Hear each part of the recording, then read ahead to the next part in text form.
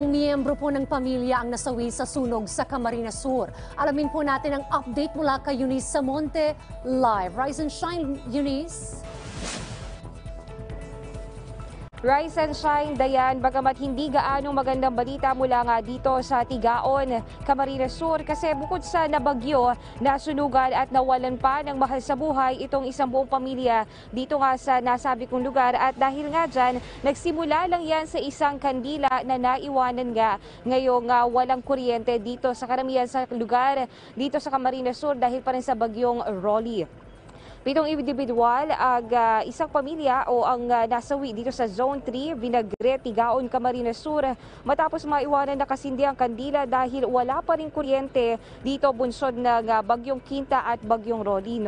Ayon kay SFO 1 Francis Morcilia, Chief ng Fire Prevention Section, November 8, nagsimula ang sunog sa Door 2 ng gusali na fire out naman ito pagdating ng 12:30 ng November 9. Mabilis naman na nakaresponde ang mga taga Bureau of Fire Protection dahil gawa nga sa kahoy ang sahig ng kwarto ay agad na ito ang mga mag-anak sa loob ng kwarto hanggang hindi na makalabas at masunog ng buhay. 3 taong gulang ang pinakabatang nasawi habang ang mga magulang at kaanak nito ay natrap naman sa second floor. Ayon nga sa BFP, may window exit naman ang gusali pero dahil nung mismong araw na yon ay lumipat ang mag-anak ay hindi pa nila aniya ito pamilya sa lugar kaya naman hindi na rin nakalabas mula doon sa apoy na nilikha ng isang kandila pero may panawagan naman ng taga Bureau of Fire Protection sa mga kababayan natin na wala pa rin kuryente at umaasa nga sa kandila at gasera.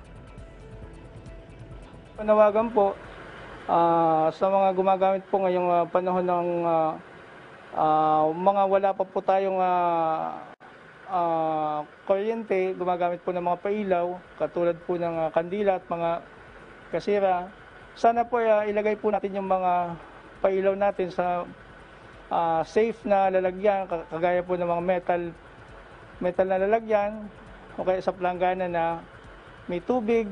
Nang sa ganun po ay sakali pong maubos man yung kandila ay wala po siyang masusunog na pwedeng pagmulan ng sunog.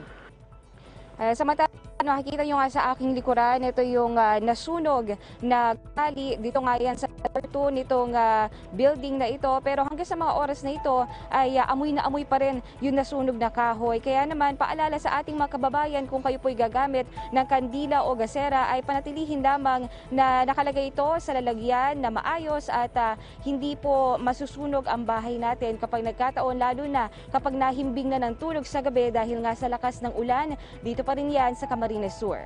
Back to you, Dayan. Maraming salamat sa iyo, Eunice Samonte.